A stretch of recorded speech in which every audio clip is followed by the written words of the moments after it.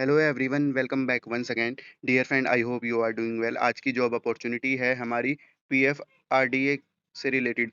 Pension fund regulatory and development authority of India में आपकी vacancy निकली है। उससे रिलेटेड हम चेकआउट करेंगे। एंड डियर फ्रेंड, आप सभी से एक छोटी सी रिक्वेस्ट है, आप इनकी ऑफिशियल वेबसाइट को जरूर एक बार चेकआउट करें। इससे क्या होगा कि आपकी फाइनेंस से रिलेटेड नॉलेज बढ़ेगी, एनपीएस से रिलेटेड आपको यहाँ पे चीज़ें सीखने को मिलेगी, एंड कंपाउंडिंग से रिलेटेड आपको यहाँ पे नॉलेज इनहेंस होगा। तो डियर फ्रेंड, आप इस ऑफिशियल वेबसाइट को मेरी रिक्वेस्ट पे ज़रूर चेकआउट करें। वीडियो कंप्लीट होने के बाद आपकी रिस्पॉन्सिबिलिटी बनती है। तो आइए हम शुरू करते हैं, इसकी अपॉर्चुनिटी को चेकआउट करते हैं एंड इंपॉर्टेंट पॉइंट को मार्क करते हुए आगे बढ़ेंगे। डियर फ्रेंड, ये है हमारा पीडीएफ का ओवरव्यू। आप यहाँ चेकआउट कर सकते हैं। मल्टीपल आपकी पोजीशन है। एडवर्टाइजमेंट डेट से रिलेटेड आप यहाँ पे चेकआउट कर लीजिएगा। एडवर्टाइजमेंट है आपका, और PFRDA grade A assistant manager की आपकी वैकेंसी निकली है। इस पर हम चेकआउट करने वाले हैं। आइए, जिसमें कि आपकी जनरल हो गया, फाइनेंस एंड अकाउंट से रिलेटेड हो गया, आईटी से रिलेटेड हो गया, रिसर्च इकोनॉमिक्स से रिलेटेड हो गया, लीगल एंड ऑफिशियल लैंग्वेज से रिलेटेड आपकी वैकेंसी है। तो मल्टीपल स्ट्रीम से कैंडिडेट अप्लाई कर सकते हैं। इंपोर्टेंट डेट आप यहाँ पे चेकआउट करेंगे इजीली, कुछ भी प्रॉब्लम नहीं आएगी। Online application fee and payment से रिलेटेड बता रखा है डियर फ्रेंड। जुलाई से लेकर आपकी अगस्त तक का इन्होंने टाइम दे रखा है, 2 जुलाई से, और आपकी 6 अगस्त से रिलेटेड आपका टाइम दे रखा है। फेज़ 1, फेज़ 2 आपका रहेगा ऑनलाइन, एंड आपका इन्होंने डेट से रिलेटेड बता रखा है। तो आइए हम सबसे पहले वैकेंसी से रिलेटेड चेकआउट करते हैं। तो डियर फ्रेंड, जनरल स्ट्रीम से रिलेटेड आप यहाँ चेकआउट करेंगे। काफ़ी अच्छी तरीके से आपको सोच समझ कर यहाँ पे अच्छी तरीके से चेकआउट करना है। फर्स्ट ऑफ ऑल आपकी स्ट्रीम्स होगी, उसके बाद आपकी number of post category wise total post हो गया, और जितनी उसमें पीडब्ल्यूडी कैंडिडेट से रिलेटेड हैं, एंड एजुकेशन क्वालिफिकेशन।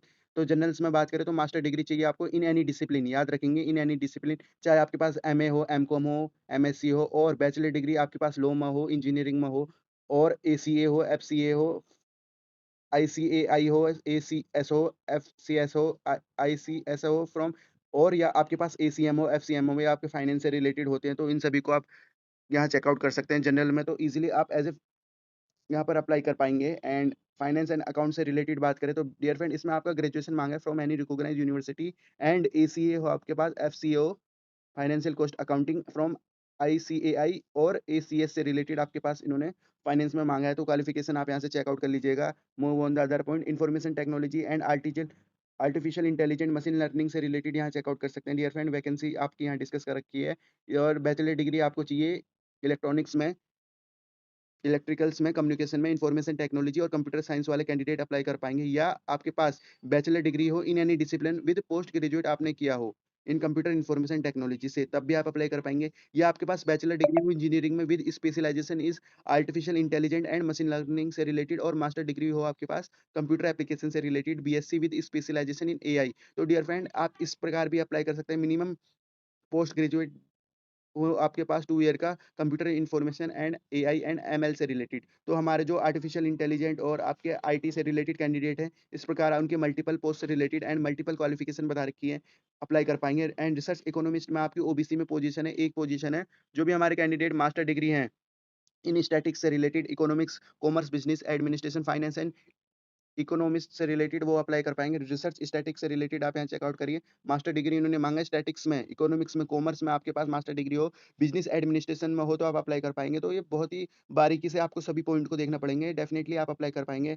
एक्वेरियरी में आप चेकआउट कर सकते हैं, graduate from recognised university and pass exemption in all 7 core principal subject of actuaries of India, IAI से रिलेटेड आपने किया हो। लीगल्स में बात करें तो बैचलर डिग्री इन लॉ से रिलेटेड आप कैंडिडेट अप्लाई कर पाएँगे। और ऑफिशियल लैंग्वेज राज्यसभा से related, dear friend, bachelor degree, master degree हो आपके पास हिंदी में, with English as a subject आपने पढ़ा हो, या इसका वाइस वर्सा हो जाएगा।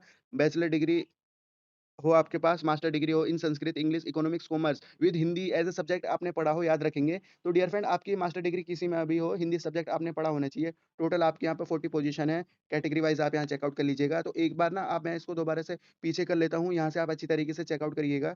जनरल्स वाले, फाइनेंस वाले, इन्फॉर्मेशन टेक्नोलॉजी वाले, और आपके इकोनॉमिक्स, रिसर्च हो गया, रिसर्च स्टैटिक्स हो गया, एक्यूरेरी हो गया, लीगल एंड ऑफिशियल लैंग्वेज से रिलेटेड। डियर फ्रेंड, अगर हिंदी एज़ अ सब्जेक्ट आपने पढ़ा हो मास्टर डिग्री, तो डेफिनिटली आप इस जॉब के लिए अप्लाई कर पाएँगे। एब्रिविएशन यहाँ से चेकआउट करिएगा। आइए आगे बढ़ते हैं। नोट से रिलेटेड आप यहाँ पे अच्छी तरीके से पढ़ लीजिएगा। पर्सन डिसेबिलिटी एंड बेंचमार्क से रिलेटेड बता रखा है, तो ये आपकी एब्रिविएशन है, तो इनको चेकआउट करिएगा। ईडब्ल्यूएस कैंडिडेट से रिलेटेड आप यहाँ चेकआउट कर सकते हैं। ईडब्ल्यूएस के बारे में इन्होंने बता रखा है।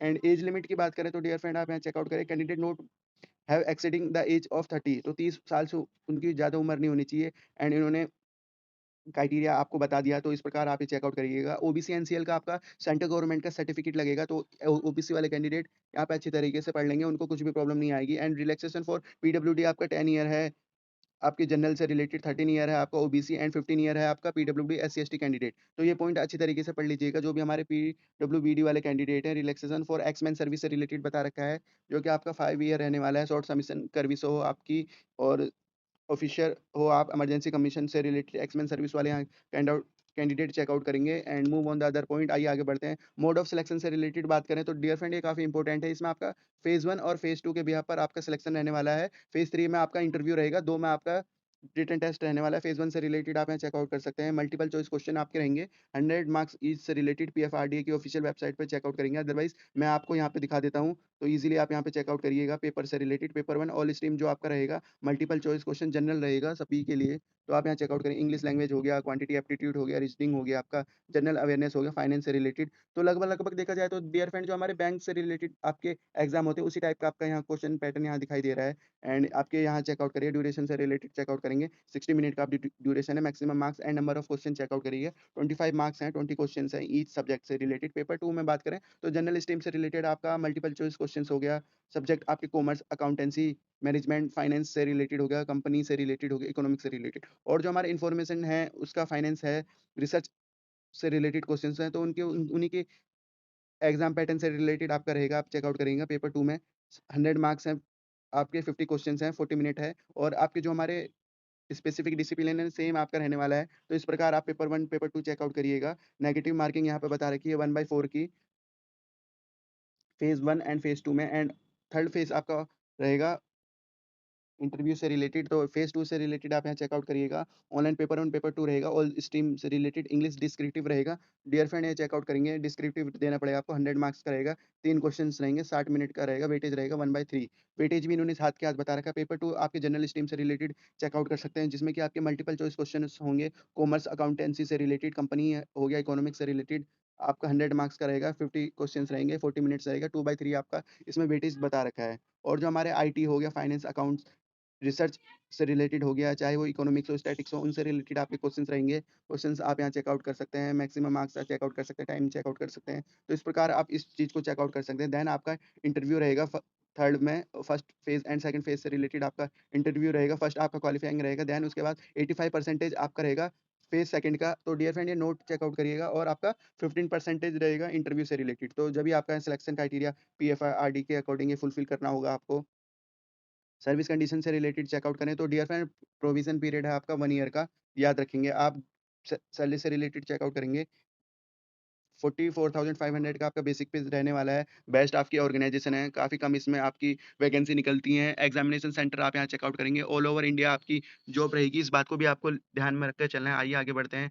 ये आपके जोन है एग्जाम सेंटर से रिलेटेड, जो भी हमारे कैंडिडेट हैं, प्लीज़ इनको यहाँ पे अच्छी तरीके से चेकआउट करिएगा। Move on the other point, phase second का आपका एग्जाम सेंटर यहाँ पे चेकआउट करेंगे। तो जो भी हमारे स्टेट हैं जिनमें एग्जाम सेंटर नहीं है फेज सेकंड के लिए, तो उनके लिए नियर बाई सेंटर वो चुन सकते हैं जो उनकी उनके पास पड़ेगा। जब आप एप्लीकेशन फॉर्म भरेंगे तो वहाँ पे पता चल जाएगा। एंड ये आपकी नॉन रिफंडेबल फीस है, ₹1000 अनरिजर्व जनरल, ईडब्ल्यूएस और ओबीसी कैंडिडेट से related. SC, ST, PWD and women candidate के लिए फीस आपकी निल है।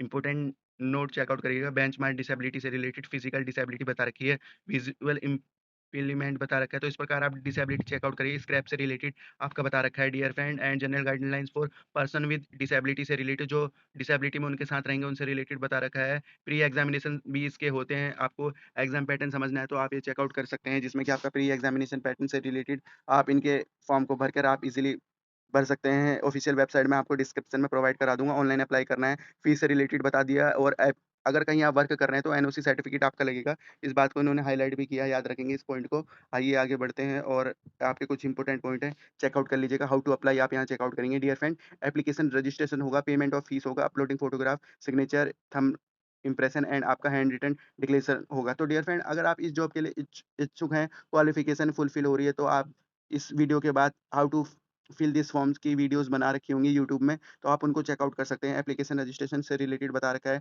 डिक्लेरेशन आपका ये पैटर्न चलेगा, याद रखेंगे। डिक्लेरेशन को मैं यहाँ पे हाइलाइट भी कर देता हूँ। इस प्रकार आपको डिक्लेरेशन भरना होगा। देन आपके थंबनेल इंप्रेशन से रिलेटेड भी आपका रहता है। तो बैंकिंग का ही ये आपका सिमिलर पैटर्न है, जो भी हमारे आईबीपीएस हो गया, एसबीआई पीओ हो गया, बैंक क्लर्क से रिलेटेड एप्लीकेशन को भरते हैं, उनको इसके बारे में थोड़ा नॉलेज होगा। जो भी हमारे फ्रेशर कैंडिडेट है, ज़रूर इस जॉब के लिए अप्लाई करें। काफ़ी कम इसमें वैकेंसी निकलती हैं, तैयारी आपकी अच्छी है तो आप इस जॉब के लिए भी अप्लाई कर सकते हैं। और जो हमारे आईबीपीएस हो गया, क्लर्क हो गया और एसबीआई पीओ से रिलेटेड अप्लाई कर रहे हैं, तो उनको भी डेफ़िनिटली इस जॉब के लिए अप्लाई करना चाहिए, क्योंकि इसमें आपका सिमिलर एग्ज़ाम पैटर्न है, तो उनको ज़्यादा कुछ प्रॉब्लम नहीं आएगी। एंड ये आपका स्कैन से रिलेटेड हो गया, सिग्नेचर, थंबनेल, इंप्रेशन से रिलेटेड हो गया, तो ये सभी पॉइंट पढ़ना आपकी ज़िम्मेदारी है। और सबसे इम्पोर्टेंट बात है डियर फ्रेंड, अगर आप यहाँ तक वीडियो में जुड़े हैं, तो मेरी फिर से वही रिक्वेस्ट रहेगी, आप ज़रूर इनकी ऑफ़िशियल वेबसाइट को ज़रूर एक बार विज़िट करें। काफ़ी कुछ देखिए आपको यहाँ सीखने को मिलेगा, गवर्नमेंट पॉलिसीज़ क्या आ रही हैं, तो कुछ नहीं होगा तो आपकी यहाँ पे नॉलेज बढ़ेगी, फाइनेंस से रिलेटेड होगी, कंपाउंडिंग की पावर आपको समझ में आएगी, एनपीएस से रिलेटेड हो गया, पेंशन स्कीम से रिलेटेड हो गया और जो आपकी न्यू पेंशन स्कीम आ रही हैं या अदर आपकी स्कीम्स आ रही है फाइनेंस से रिलेटेड, उनके बारे में अवेयर होंगे, तो उस चीज़ का आप यहाँ पे बेनिफिट उठा पाएँगे। तो आइए आगे बढ़ते हैं। General instruction centre instruction identify verification से रिलेटेड बता रखा है, तो ये आपके बेसिक्स फॉर्म है, तो इनको अच्छी तरीके से चेकआउट कर लीजिएगा। मैं आगे बढ़ जाता हूँ। ये आपके आइए डियर फ्रेंड्स, सिलेबस से रिलेटेड हम चेकआउट कर लेते हैं। Syllabus for paper second general stream से रिलेटेड बता रहा है। कॉमन सिलेबस है जो आपके सभी का है, जिसमें कि आपका कंप्यूटर एंड अकाउंटेंसी से रिलेटेड आप यहाँ पे चेकआउट कर सकते हैं। डियर फ्रेंड, इनको भी आप प्रिपेयर कर लेंगे, तो आपके आधे से ज़्यादा क्वेश्चंस इसी में फँस जाएँगे। जो आपका पेपर 2 रहेगा जनरल स्ट्रीम से रिलेटेड, ये आपके कॉमन है सभी फेज़ में। मैनेजमेंट से रिलेटेड हो गया, ये चेकआउट करिए। फाइनेंस से रिलेटेड आप यहाँ पे चेकआउट करिए। आइए आगे बढ़ते हैं। कॉस्टिंग से रिलेटेड चेकआउट करिए। कंपनी एक्ट से रिलेटेड चेकआउट करिए। इकोनॉमिक्स से रिलेटेड चेकआउट करिए। पेंशन सेक्टर वाले कैंडिडेट यहाँ पे चेकआउट करिए। डियर फ्रेंड, ये आपके सब हैं, सब टॉपिक हैं, तो इनको ज़रूर अच्छी तरीके से पढ़ लीजिएगा, कुछ भी आपको प्रॉब्लम नहीं आएगी। तो ये मैंने दिखाया, तो आप वीडियो को पॉज़ कर के पढ़ सकते हैं। मैनेजमेंट से रिलेटेड हो गया, कॉस्टिंग मैंने आपको बता दिया था। आइए आगे बढ़ते हैं, कॉस्टिंग के आपके सब पार्ट हैं। कंपनी एक्ट से रिलेटेड आप पढ़ लीजिएगा, कंपनी एक्ट 2013 का चल रहा है। जो भी हमारे फाइनेंस के कैंडिडेट होंगे, बीकॉम वाले कैंडिडेट होंगे, उनको पता होगा इस सभी चीज़ के बारे में। इकोनॉमिक्स से रिलेटेड डिमांड सप्लाई हो गया, इलास्टिसिटी ऑफ डिमांड हो गया, बैलेंस ऑफ पेमेंट हो गया, तो ये सभी आपके जनरल टॉपिक हैं। अच्छी तरीके से आप इन्हें फिनिशिंग देंगे, तो ज़रूर आपको इस में बेनिफिट होगा। पेंशन सेक्टर से रिलेटेड हो गया। डियर फ्रेंड्स, सब सब टॉपिक ज़्यादा है, तो इनके ही आप पढ़िए, आपको कुछ एक्स्ट्रा इसमें करने की ज़रूरत नहीं है और आप प्रीवियस ईयर पेपर को सॉल्व कर लीजिए, तो आपका काम हो जाएगा। एंड सिलेबस 2 फॉर पेपर 2 रह गया आपका information technology, common for both phase. Phase 1, phase 2 में आपका रहेगा, जो देख लीजिए आप डेटाबेस कॉन्सेप्ट से रिलेटेड। देखिए वेटेज आपका बढ़ जाएगा, कॉन्सेप्ट आपके वही रहेंगे और पूछने का तरीका आपका बढ़ जाएगा। एसक्यूएल क्वेरी से रिलेटेड हो गया, प्रोग्रामिंग कॉन्सेप्ट हो गया, जावा एस और आपका डाटा हो गया, सी प्लस प्लस हो गया, सी हो गया, एल्गोरिथम हो गया, प्रॉब्लम सॉल्विंग, नेटवर्किंग कॉन्सेप्ट हो गया, इन्फॉर्मेशन साइबर सिक्योरिटी से रिलेटेड हो गया, डाटा वेयरहाउसिंग। ये आपके बीटेक के आपके सब्जेक्ट हैं, इनकी आपकी बुक्स आती हैं, उनसे रिलेटेड आप इस जॉब के लिए तैयारी कर पाएँगे। तो जो भी हमारे पढ़ने में कैंडिडेट अच्छे होंगे, तो उन सभी को इनके बारे में ज़रूर हल्का-हल्का पता होगा और इनके आप सब ये हैं, इनको तैयार कर लेंगे तो आपको कुछ भी प्रॉब्लम नहीं आएगी। आइए आगे बढ़ते हैं। सिलेबस और रिसर्च इकोनॉमी स्ट्रीम से रिलेटेड आप चेकआउट करिए। डियर फ्रेंड, आपके हल्के-हल्के कॉमर्स वाले जो हमारे बीकॉम जनरल्स किया होगा, उनको उन्होंने इकोनॉमिक सब्जेक्ट अपने सेमेस्टर या ईयर बाय ईयर पढ़े होंगे, तो आप इनको चेकआउट कर लीजिएगा। स्टैटिस्टिक्स से रिलेटेड हो गया, फाइनेंशियल इंस्टीट्यूशन एंड मार्केट से रिलेटेड हो गया। सब हेडिंग आप पढ़ लेंगे। आईएमएफ से रिलेटेड हो गया, वर्ल्ड बैंक से रिलेटेड हो गया, तो आपके बेसिक क्वेश्चंस होंगे। सिलेबस और पेपर 2 और रिसर्च जो आपके स्टैटिक्स वाले कैंडिडेट हैं, प्रोबेबिलिटी हो गया, थ्योरी, डिस्क्रिप्टिव प्रोबेबिलिटी, डिस्ट्रीब्यूशन हो गया, स्टैटिक्स हो गया, टाइम सीरीज हो गया, ऑपरेशन रिसर्च हो गया, statics quantity and statistical compounding से रिलेटेड हो गया। And syllabus for paper second जो लीगल स्ट्रीम वाले हैं, पीएफआरडी एक्ट हो गया, पीएमएलए एक्ट हो गया। तो डियर फ्रेंड, देखिए सब्जेक्ट आपके सेम रहते हैं, जिन्होंने अगर थोड़ा ब्रीफली पढ़ा होगा, उनको यहाँ पे ज़्यादा प्रॉब्लम नहीं लगेगी। एंड जो हमारे कैंडिडेट फ्रेशर हैं, तो उनको तो एक बार फिर से आपका ये मान के चलिए, आपकी ग्रेजुएशन एंड पोस्ट ग्रेजुएशन की क्वालिफ़िकेशन आपके यहाँ पर फिर से चल गई है, तो आप अच्छी तरीके से इनको पढ़ लीजिएगा और ये आपका एलएलबी से रिलेटेड हो गया। आइए आगे बढ़ते हैं। फाइनेंस एंड अकाउंट स्ट्रीम से रिलेटेड यहाँ चेकआउट करेंगे, जिसमें कि आपके ट्रायल बैलेंस शीट हो गया, बैलेंस कैश फ्लो हो गया, इनकम स्टेटमेंट हो गया, एनालाइज़िंग ऑफ फाइनेंशियल स्टेटमेंट हो गया, ब्रेक इवन एनालाइज़िंग हो गया, मैनेजमेंट अकाउंटिंग से रिलेटेड हो गया, कॉर्पोरेट अकाउंटिंग हो गया, बिज़नेस लॉ हो गया, जीएसटी हो गया, इनकम टैक्स हो गया। ये भी आप पॉइंट पढ़ लीजिएगा अच्छी तरीके से। और आपकी जो ऑफ़िशियल लैंग्वेज से रिलेटेड हो गया, राज्यसभा, भारत सरकार की राजभाषा नीति हो गया, हिंदी और अंग्रेजी अनुवाद हो गया, फ्रेज़ हो गया और आपके टर्म्स, फ्रेज़ेज़, सेंटेंस से रिलेटेड हो गया, हिंदी से इंग्लिश हो गया, लीगल टर्मिनोलॉजी आपका Hindi to English, English to Hindi रह गया और आपके हिंदी में अंग्रेजी से रिलेटेड हो गया, pension administration, banking, computer marketing, economics, social security terminology हो गया है, इंग्लिश से हिंदी में आपका रहेगा। तो डियर फ्रेंड, इस प्रकार आप इसके लिए भी अप्लाई कर पाएँगे। सिलेबस फॉर एक्चुअरियल स्ट्रीम जो कि आपके बोथ हैं, इंश्योरेंस हो गया, पार्ट यहाँ चेकआउट करेंगे। पार्ट 2 में बात करें तो मैनेजमेंट से रिलेटेड हो गया एंड फेज़ 1 और फेज़ 2 इंग्लिश राइटिंग टेस्ट से रिलेटेड ये इम्पोर्टेंट है जिसमें कि आपका प्रिसाइज़ राइटिंग हो गया, एसे राइटिंग हो गया, कॉम्प्रिहेंसिव आता है आपका, उसको आपको तैयार करना पड़ेगा। ये इंग्लिश का तो आपका सभी में डिस्क्रिप्टिव रहेगा, फेज़ 2 सभी स्ट्रीम्स में, तो आप इस जॉब के लिए ज़रूर अप्लाई करें।